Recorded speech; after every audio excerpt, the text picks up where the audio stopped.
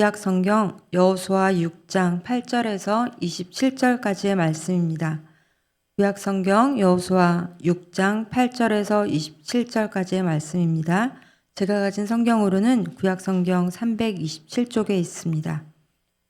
구약 성경 여호수아 6장 8절에서 27절까지의 말씀 다 찾으셨으면 함께 교독하시고 마지막 6장 27절은 함께 읽겠습니다. 여호수아가 백성에게 이르기를 마침에 제사장 7은 양각 나팔 7을 잡고 여호와 앞에서 나아가며 나팔을 불고 여호와의 언약궤는 그 뒤를 따르며 그 무장한 자들은 나팔 부는 제사장들 앞에서 행진하며 후구는 궤 뒤를 따르고 제사장들은 나팔을 불며 행진하더라. 여호수아가 백성에게 명령하여 이르되 너희는 외치지 말며 너희 음성을 들리게 하지 말며 너희 입에서 아무 말도 내지 말라. 그리하다가 내가 너희에게 명령하여 외치라 하는 날에 외칠지니라 하고 여호와의 궤가 그 성을 한번 돌게 하고 그들이 진영으로 돌아와서 진영에서 자니라. 또 여호수아가 아침에 일찍이 일어나니 제사장들이 여호와의 궤를 메고 제사장 7은 양각 나팔 7을 잡고 여호와의 궤 앞에서 계속 행진하며 나팔을 불고 무장한 자들은 그 앞에 행진하며 후구는 여호와의 궤 뒤를 따르고 제사장들은 나팔을 불며 행진하니라. 그 둘째 날에도 그 성을 한번 돌고 진영으로 돌아오니라. 엿새 동안을 이같이 행하니라. 7째 날 새벽에 그들이 일찍이 일어나서 전과 같은 방식으로 그 성을 7번 도니 그 성을 7번 돌기는 그날 뿐이었더라. 7번째에 제사장들이 나팔을 불 때에 여호수아가 백성에게 이르되 외치라. 여호와께서 너희에게 이 성을 주셨느니라. 이 성과 그 가운데에 있는 모든 것은 여호와께 온전히 바치되 기생 라합과 그 집에 동거하는 자는 모두 살려주라. 이는 우리가 보낸 사자들을 그가 숨겨 주었음이니라. 너희는 온전히 바치고 그 바친 것 중에서 어떤 것이든지 취하여 너희가 이스라엘 진영으로 바치는 것이 되게 하여 고통을 당하게 되지 아니하도록 오직 너희는 그 바친 물건에 손대지 말라. 은금과 동철 기구들은 다 여호와께 구별될 것이니 그것을 여호와의 곳간에 들을지니라 하니라. 이에 백성은 외치고 제사장들은 나팔을 불매 백성이 나팔 소리를 들을 때에 크게 소리질러 외치니 성벽이 무너져 내린지라. 백성이 각기 앞으로 나아가 그 성에 들어가서 그 성을 점령하고 그 성 안에 있는 모든 것을 온전히 바치되 남녀노소와 소와 양과 나귀를 칼날로 멸하니라.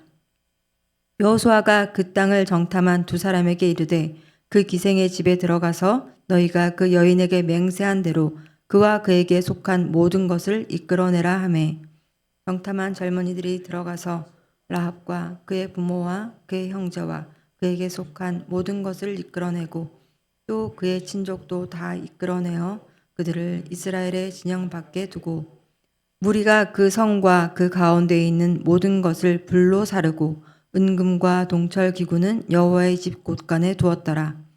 여호수아가 기생 라합과 그의 아버지의 가족과 그에게 속한 모든 것을 살렸으므로 그가 오늘까지 이스라엘 중에 거주하였으니 이는 여호수아가 여리고를 정탐하려고 보낸 사자들을 숨겼음이었더라. 여호수아가 그때 맹세하게 하여 이르되 누구든지 일어나서 이 여리고 성을 건축하는 자는 여호와 앞에서 저주를 받을 것이라. 그 기초를 쌓을 때에 그의 맏아들을 잃을 것이요 그 문을 세울 때에 그의 막내 아들을 잃으리라 하였더라. 여호와께서 여호수아와 함께 하시니 여호수아의 소문이 그 온 땅에 퍼지니라. 아멘. 네, 긴 본문 읽으시느라고 수고하셨습니다.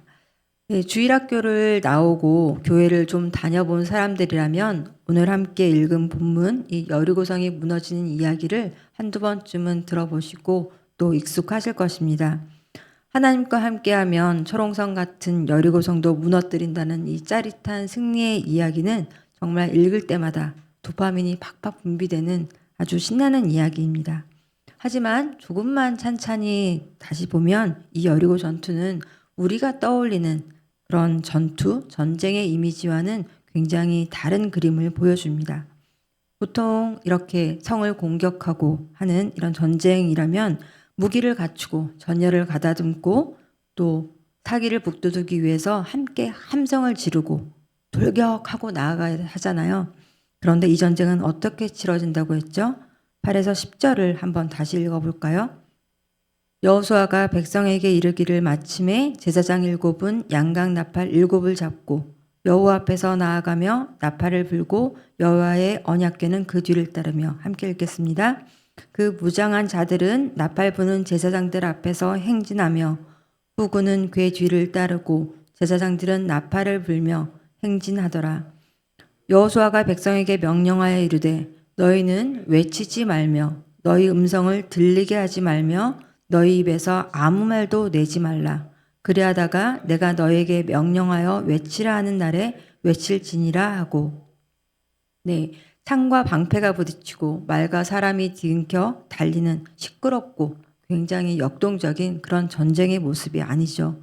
반대로 정말 정적이 감도는 느린 속도로 진행되는 전쟁입니다. 그 현장에 우리가 있다고 한번 상상해 볼까요? 무슨 소리가 들릴까요?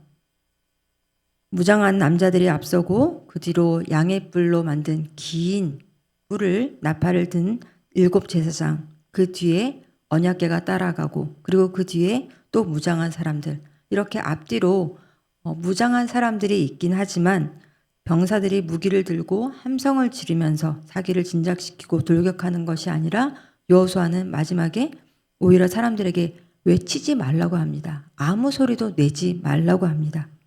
그렇게 단단히 주의를 주죠. 물론 명령한다고 다 듣진 않더라고요. 전에 저도 사역하던 교회에서도 가끔 새벽에 특송으로 이제 찬양대를 서는 일들이 있었는데 그럴 때 성별 때 보면 다른 분들이 일찍 오셔서 기도하고 계시니까 이제 연습실에서 본당으로 들어갈 때는 조용히 들어가십시오 라고 해도 얼마나 시끄럽던지요. 그런데 제가 전에 담당했던 그 4살, 5살 그 유아부들과 함께 이 여리고성 무너지는 것을 한번 체험한 적이 있습니다. 가운데 이렇게 여리고성을 만들어 두고요. 아이들로 하여금 이 여리고성을 한 번씩, 2번씩 이렇게 돌게 했습니다. 아이들한테 그렇게 잠시도 가만히 있지 못하는 아이들한테 이게 될까 싶었는데 정말 되더라고요. 오히려 아이들을 보고서 선생님들이 정말 그 침묵에 깜짝 놀랐던 일이 있었습니다. 여호수아 시대의 이 백성들도 이 어린아이 같은 그런 순종의 모범을 보인 백성들이었기 때문에 아마 들리는 소리라고는 제사장들이 뿌뿌 하고 부는 그 나팔 소리와 사람들이 내딛는 그 발자국 소리, 그리고 말을 움직일 때마다 나는 그 옥기 스치는 소리, 이런 소리들밖에 들리지 않았을 것 같습니다. 그렇게 이스라엘 사람들은 여리고성 주위를 엿새 동안 매일 한 바퀴씩 조용히 돕니다. 아무것도 아닌 것 같죠? 그런데 이런 게 더 힘든 거 아세요? 제가 지금 1분만 여기서 말을 안 한다고 생각을 해보세요. 30초만 해도 굉장히 불편하실 겁니다. 뭔가 일의 성과가 눈에 보이고 또 일이 진행되는 것 같으면 그 일을 하는 모든 사람이 굉장히 신이 나고 또 에너지가 생기죠. 그런데 일이 어려워서가 아니라 어떤 변화도 안 보이고 이게 될까 싶고 의심스럽고 어떤 효과가 안 보일 때, 그때가 사실 그 일을 지속하는 것이 더 힘들더라고요. 빨리빨리 익숙하고 또 LTE 속도와 이런 효율을 중요하게 생각하는 오늘날 우리 같으면 아마 첫날은 다들 참여를 했을 거예요. 그래 해보자 한번. 그리고 참여를 하고 돌아왔다가 뭐 아무 일도 안 일어나는 것 같고 또 이거 해서 뭐 하나 싶은 생각도 들고 이러면 그 다음 날은 절반만 남고 그 다음 날은 반의 반만 남고 아마 6째 날은 정말 의지력이 있는 그런 투철한 사람 몇 사람만 남지 않았을까 싶습니다. 하지만 여호수아와 이스라엘 백성은 이렇게 엿새 동안 묵묵히 그 명령을 따라 여리고를 한 바퀴씩 돌고 마지막 날에는 같은 방법으로 7번을 돕니다. 그리고 하나님께서 여호수아에게 명령하신 대로 그제서야 나팔 소리와 함께 멈추고 있던 담고 있던 그 목소리를 큰 소리로 외치죠. 뭐라고 외쳤을까요? 네, 나중에 여호수아한테 한번 물어보려고요. 아무튼 그렇게 소리를 치자 좀처럼 무너지지 않을 것처럼 굳게 닫혀있던 여리고성이 그냥 무너집니다. 이게 도대체 말이 되는 건가요?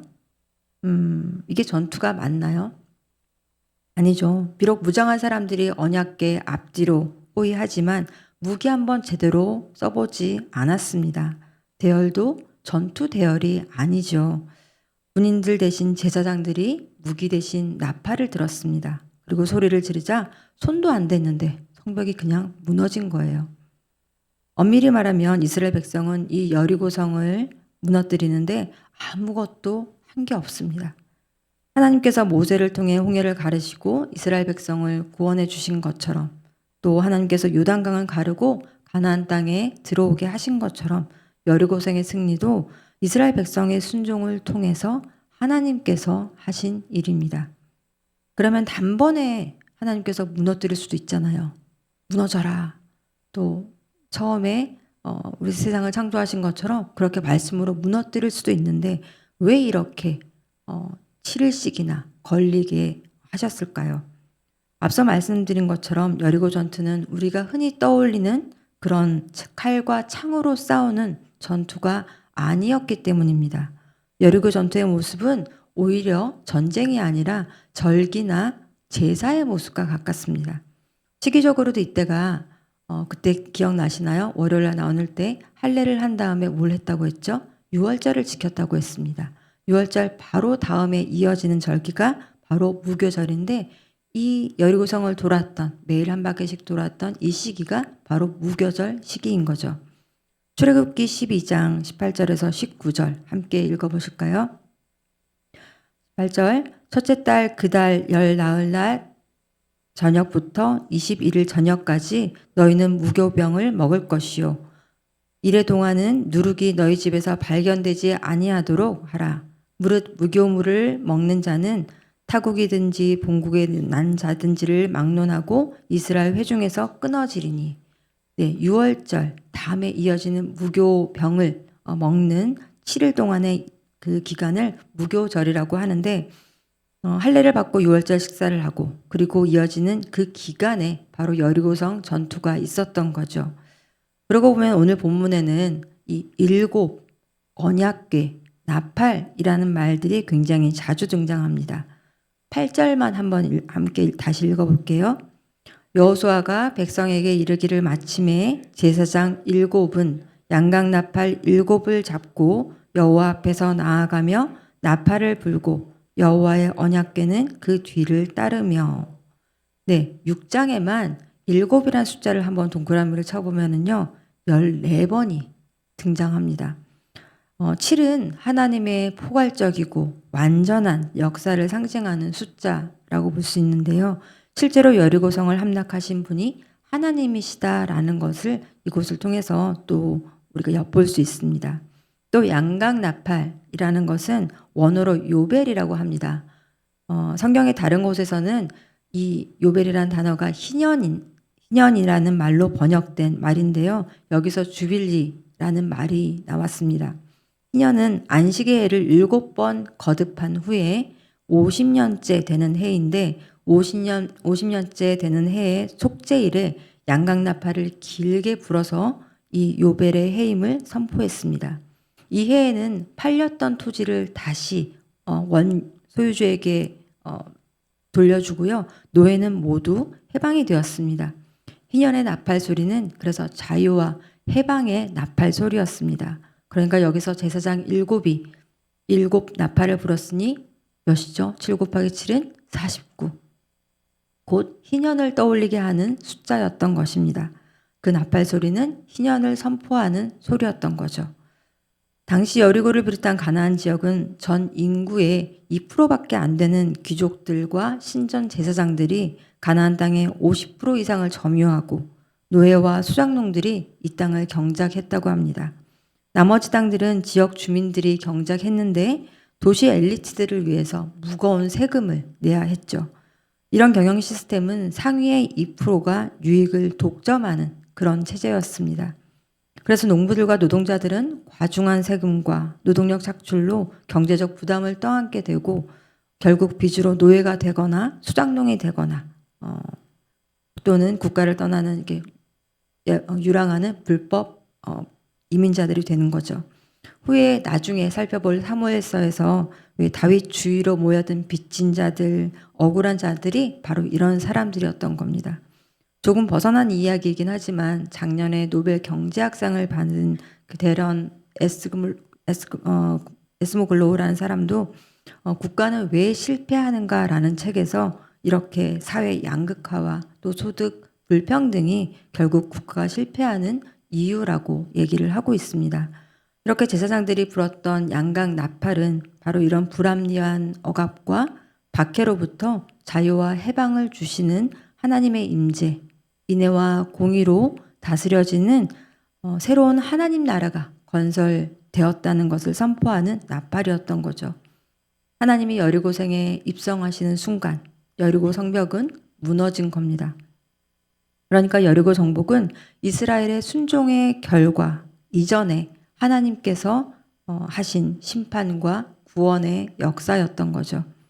무엇보다 이 행렬의 초점은 언약궤에 있었습니다. 언약궤란 말이 6장에만 10번 등장하고 있습니다. 심지어 이 제사장들이 나팔 든 제사장들이 언약궤 앞에 있는데 여호와 앞에서 행했더라라고 얘기를 하면서 이 언약궤와 여호와의 임재를 동일시하고 있습니다. 이스라엘은 무기를 들고 직접 싸운 것이 아니라 언약궤를 메고 하나님의 임재 가운데 제사를 드린 것처럼 하나님의 전쟁에 참여했던 거죠. 그리하여 가나안의 첫 성이었던 여리고성은 온전히 하나님께 바쳐집니다. 제사의 제물이 되었던 거죠. 이렇게 바쳐진 것을 헤렘이라고 얘기를 합니다. 히브리어로 헤렘이라고 얘기를 하는데 이것은 진멸하다라고 또 번역이 되기도 합니다. 진멸, 무서운 말이죠. 잔인한 말입니다. 그래서 믿지 않는 사람들은 이 구약의 하나님, 이렇게 진멸하는 하나님에 대해서 굉장히 노여워하죠. 오늘날 시각으로 보면 정말 잔인합니다. 모든 걸 다 없애버리죠. 뭐 양이나 소나 뭐 이런 것들까지 다 없애버립니다. 좀 아깝기도 하죠. 그래서 나중에 보시겠지만 아간도 좋은 것들을 숨겨놓죠. 그리고 사울 왕도 아말렉을 진멸하라고 하는 그 명령에 불순종해서 좋은 양과 소를 남겨놓기도 합니다. 아까웠던 거죠. 그런데 이렇게 모조리 다 죽여버리는 건 하나님이 잔인해서가 아닙니다. 당시 고대 전쟁의 관습이기도 했고요. 또 상대방을 죽이지 않으면 내가 죽는 그런 전쟁의 생리 때문이기도 합니다. 올해 뱀의 해죠. 뱀띠라고 하는데 만약에 독을 품은 뱀이 우리 아이한테 접근을 해요. 그러면 뱀에게 아주 친절하게 이렇게 멀리 가라고 얘기하게 하시겠습니까? 죄에 대해서는 철저하게 우리가 없애야 하는 거죠. 게다가 실제 가나안 주민을 모두 다 깡그리 없애지도 않으셨습니다. 헤렘은 사실 저항하는 성읍에만 적용이 되었던 것이기 때문입니다. 여리고성이 진멸되었다고 하지만 여리고성의 라합과 그의 모든 가족이 사실은 구원을 받았던 거죠. 이렇게 여리고 전쟁은 하나님께 올려드리는 거룩한 전쟁이라고 기억되었지만 온전히 하나님께 올려드리는 거룩한 제사라고 읽어야 하는 사건이었습니다. 그런데 실제로 전투하듯 예배를 드려야 하기도 하더라고요. 오늘처럼 이렇게 추운 날, 추워서 또 길이 안 좋아서 눈이 와서 비가 와서 또 혹은 몸이 아파서 일이 너무너무 많아서 출근을 해야 해서 또 시험이 있어서 네, 왜 이렇게 사람들이 덜 왔을까 생각해보면 우리가 예배에 참석할 수 있는 이유보다 오지 못하는 이유가 훨씬 더 많더라고요. 하나님을 예배하지 못하도록 방해하고 우리의 마음을 하나님으로부터 앗아가는 일들이 그런 것들이 너무너무 많더라고요. 그래서 월터 브루그만은 우리가 주의를 지키는 것, 이 안식일을 지키는 것 자체가 세상에 대한 저항이라고 얘기를 합니다. 자영업, 특히 자영업 하시는 분들은 주일날 하루 장사를 안 하는 것, 얼마나 큰 손해를 감수하고 오는 것인지 모릅니다. 우리가 주의를 지키는 것 자체, 내가 다른 많은 일들을 할 수 있는 그 시간에 이렇게 예배를 참석해서 예배를 드리는 것 자체가 사실은 세상에 대한 저항이고 싸움인 거죠. 올해 우리 더사랑교회는 예배 리뉴얼을 하면서 예배를 다시 정비했습니다. 무엇 때문에요? 이 온전한 예배를 드리기 위해서죠. 우리 마음이 흩어지지 않게 온전히 하나님께 드려지는 예배가 되도록 말입니다. 리뉴얼된 올해 2025년 더사랑 예배를 통해서 가나안 정복의 첫 전투였던 여리고 전투가 하나님께 온전히 바쳐진 거룩한 전쟁이요 제사였던 것처럼 굳게 문닫힌 그런 여리고성 같은 많은 문제들 앞에서도 우리가 가장 먼저 해야 할 일, 우리가 열심을 내어 순종해야 할 일은 바로 예배인 줄 믿습니다. 올 한해 내가 원하는 열심이나 내가 기대하는 어떤 이상이 아니라 하나님 말씀을 그 가운데 두고 중심에 두고 우리의 구원을 이루신 하나님만 예배하는 온전한 예배 공동체가 되길 소망합니다. 주신 말씀을 가지고 함께 기도하겠습니다.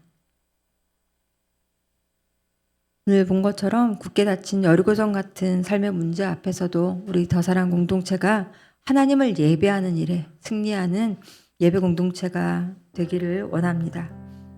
리뉴얼된 예배를 통해서 하나님께 우리의 온 마음을 하나님께 먼저 집중하고 우리의 몸과 마음을 하나님께 드리는 그런 예배 공동체가 되길 원합니다. 그리고 그 가운데 하나님 말씀이 정말 우리 가운데 함께 하셔서 그 말씀 속에 거하시는 하나님의 임재를 경험하는 그런 예배가 되기를 우리 더사랑 공동체의 예배를 위해서 먼저 함께 기도하시겠습니다. 사랑의 아버지 하나님 감사합니다. 또 올해 또 더사랑 공동체 또 예배 리뉴얼을 통해서 주님 우리가 다시 한번 예배에 집중하기를 원합니다. 주님 우리가 습관처럼 드리던 예배가 아니라 주님 정말 우리의 온 마음과 몸을 또 하나님께 먼저 내어드리는 예배가 되길 원합니다. 주님 무엇을 얻기 위해서가 아닙니다. 주님 정말 먼저 우리의 몸과 마음을 하나님께 드려 하나님의 임재 가운데 주님 하나님의 그 승리 안에 우리를 참여시켜 주셨음을 감사하며 드리는 예배가 되길 원합니다. 여리고성 같이 정말 굳게 닫힌 그 삶의 문제 앞에서도 하나님을 예배하는 일에 승리하는 우리 더사랑 공동체가 되게 하여 주시옵소서. 주님 정말 이렇게 우리가 예배 가운데 나올 수 있는 것 그것이 얼마나 큰 감사의 기도 제목인지 모르겠습니다. 아버지 하나님 하나님을 알아가는 우리 모두가 되길 원합니다. 주님 엿새 동안 매일 여리고성을 한 바퀴씩 돌며 또 예배했던 그들처럼 주님 그렇게 우리의 목소리를 모아 하나님을 찬양했던 주님 그 이스라엘 백성들처럼 아버지 하나님 여호수아와 같이 온전한 그 말씀을 따라 드리는 우리 예배가 되기를 원합니다. 아버지 하나님 그 예배가 정말 하나님께 집중하며 하나님을 온전히 드러내는 예배가 되게 하여 주시옵소서.